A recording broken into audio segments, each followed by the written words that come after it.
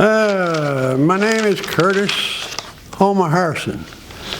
I've been in this church all my life, and I dearly love it. I can remember how I got saved up here.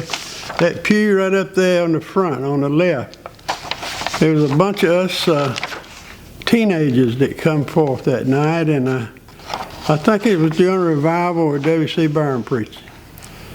And it ended up, before the week was over, we had 22 to be baptized. And the way I got there was through RAs and training union and different activities in the church that we were very active in that. And of course, we done away with training union, never got that back. And I really like the RAs. Of course, the Awanas is real good too. But WC was a special kind of man. He's the only pastor that I have seen in this pulpit that he knew there was somebody out in the congregation that was lost, and he'd been talking to him. And he wouldn't turn loose. And I've seen him get down on his knees in the pulpit and beg them to come that night and be saved before it was everlasting too late.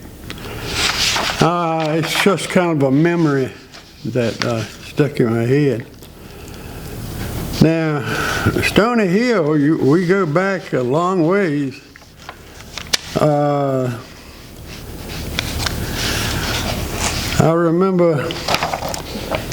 I remember leaving and praying in the church, and they'd wear roses to honor their mother and their father. And I still do that, but kind of out of place now because there ain't many that does that now. And so, of course, you've heard it many times, I'm sure, that at first services were held on a brush harbor. And in 1897, they had 62 members and 68 Sunday school members. In 1915, they had 58 members and 107 in Sunday school. These is kind of some impressive numbers. In 1936, we had 297 members and 119 in Sunday school. 1956, 396 members and 253 in Sunday school. 1976, 342 members, and 1983, 364 members. 2009, 276 members and 197 Sunday school. And then our Family Life Center was erected in 2006 and 2007. Of course, I never knew it until we studying the history on it, but up here on the hill, they used to call that the Iron Mountain. So we kind of put that down there close to the Iron Mountain, I guess you might say. And then I remember the big stove that sat out here, and the pipe went out up through the ceiling.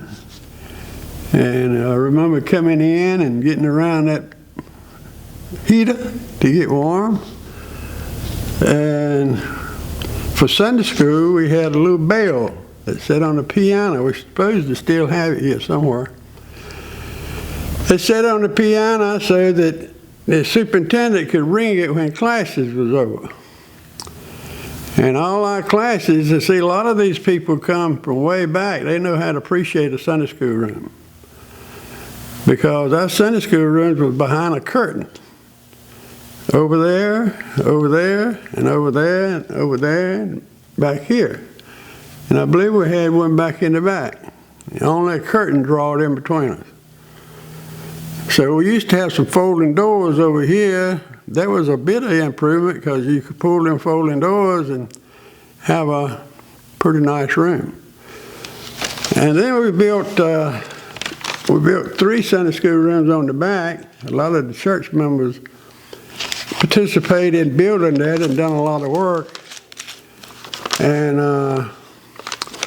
then we finally got a new educational building over here with all the Sunday school rooms. And we thought we was really doing something then. We paid for that building in, I think it was 2 or 3 years. And that just shows you what you can do when you have people that stand behind it. Of course, Stony Hill always back then and up until now has been pretty faithful about what they give. And that's what it really takes. I can remember the open windows. And then I remember we finally got these fans you put in the windows and boom, run them. And I can remember the funeral home fans that we always kept some of them in here. And like I say, all the Sunday school classes is in the sanctuary. And it was quite different from what we do it now, but everybody loved each other and everybody tried to not over-talk the man over here or lady over there or wherever. And I know I taught Sunday school for many years in a class right where Mamie's sitting. And I believe it was called a young adult class. But and I was mighty proud to teach the Good News class, and we had a wonderful class. And we had some people that come to that class, and they're dead now, but Neil Leonard and his wife. Well, Neil died first. They both had cancer. And before she died, she wrote me a letter. You never know. You never know what's going on, you know. She wrote me a little card and said, because of the Good News class, Neil accepted the Lord. And, you know, that means a lot to the people that participated in that class. And now, since they've done away with that class, 95% of the people that supported that class every Sunday don't come. So I don't know how we can get them back. We tried several times, tried a bunch of times to get us a Sunday school class where we could come back. And it was probably knocked in the head every time. So I don't know why. I don't know. I don't understand it. But anyway, it was. And I think we kind of, the people that attended that class, we had probably 12 or 15. I don't think a single one comes to Sunday school now. And I remember our forefathers, my dad and my mom, and I can remember them showing deep respect for the sanctuary. And they kind of did like in the biblical times with the tabernacle, that when you come in the sanctuary, all reverence started. And then I can remember, I've told this many times, I think, of going to the baptizing hole on the river with my dad and cleaning the river banks off. So when we had baptism, most of the time we would kill about 3 moccasins. But anyhow, we would clean it up real good, and then the next day, Daddy would go out in the river and he would plant a stick so that when the pastor got there to do the baptizing, all he had to do is walk out to that stick, right depth and everything. And so That was down at the old baptizing hole down, like you cut through the old Six Forks Road down that old bridge. You had to walk down in there. And it was a right good place to baptize.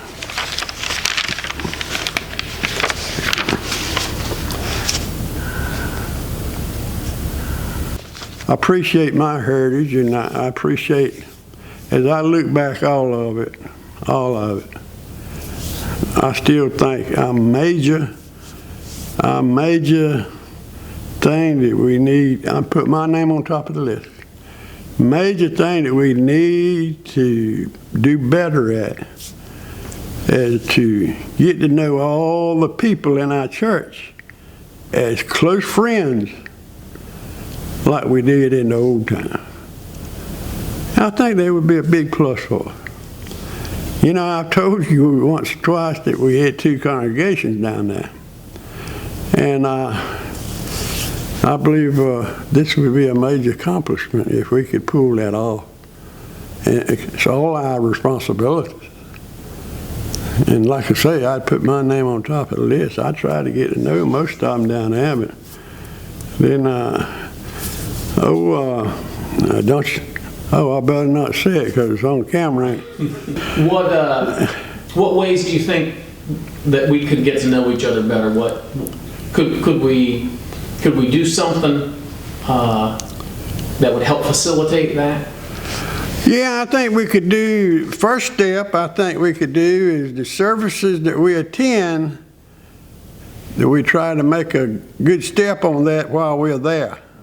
Say like worship service and what service we attend, and try to make a step towards, I know a lot of them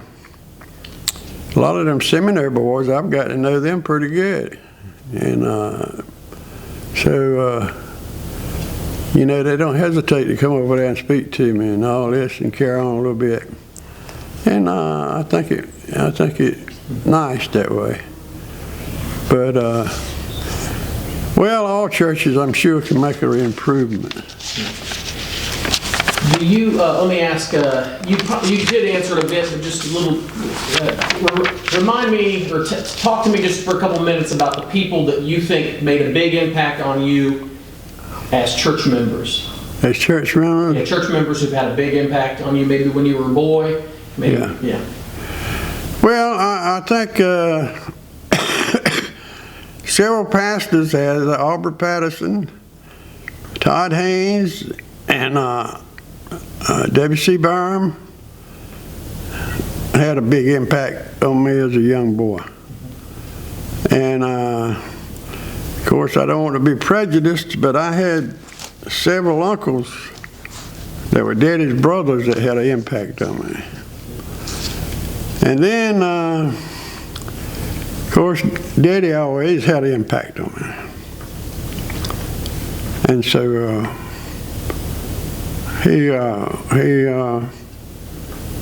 he wanted to do whatever was right, anything you go at. And so he handed that on down to us boys and girls. I mean, we couldn't even, I'm sure, probably aim in either,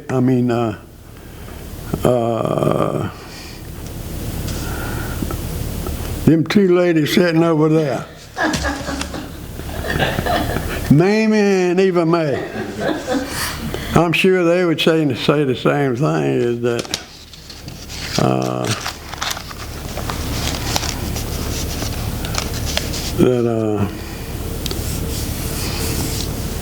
what was the question?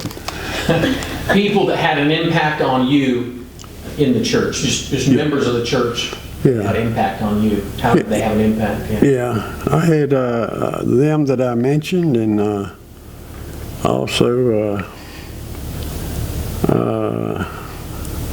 members of my family, and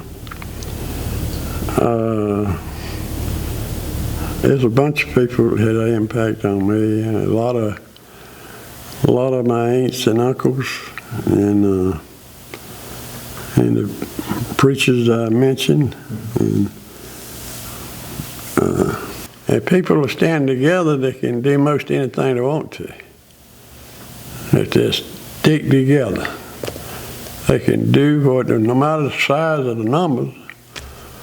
Of course, it helps to have a big number, but if you got a few dedicated people, dedicated Christians, most of the time it won't go under.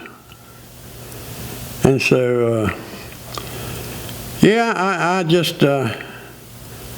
I've been a member since I was 12 years old. I became a Christian. And I've come here all my life. And I believe Mamie mentioned it, but anyhow, I remember our homecomings. Oh, you won't ever beat our homecoming. We had a table out back. And boy, you could go out there and find anything from banana pudding to fried chicken to ham. I mean, a bunch of stuff. Get it from one end to the other. We had a couple barrels out there with Coca-Colas and Pepsis in. Yeah, of course, you had some little young boys who's running the hand down there and slinging it on somebody else, and that was all part of it. But anyway, there was some good homecoming.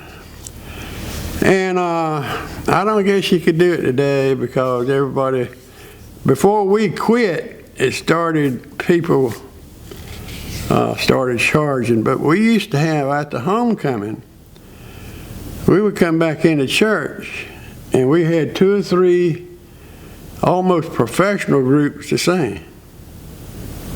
And they would sing for 2 or 3 hours. We had one group from Durham called the Indians. And they were real good. And we had several other groups. But then it got to the place to where they expected to be paid. And then it got to the place they wanted to sell tapes in the church. And of course, I'm old peculiar. I didn't think anything ought to be bought and sold in the church. And a lot of other people did too. And so we didn't do that a whole lot. But anyhow, Jamie was good for our church. And I think a lot of him, because of the things that he has come and talked to me about what happened when he was here. And he was dead serious. And he'll never know how much I appreciate that. So I reckon I've talked too long. Been good. I've enjoyed it. Oh, okay. Anybody, we had that last question. Anybody think about joining the church? What would you tell them? If anybody said I was looking for a church home, I thought maybe I'd join Stony Hill, what would you tell them? Well, I'd immediately tell them what we had to offer and tell them I thought they would really enjoy it. And come on and join us. And so a lot of times it worked. And, like I say, when I was coming up, there were several big families in our community. And if you could probably get 1 or 2 of them coming, you'd have the whole family in here. And they would always say that Stony Hill was their church. And so it's been good. Yeah.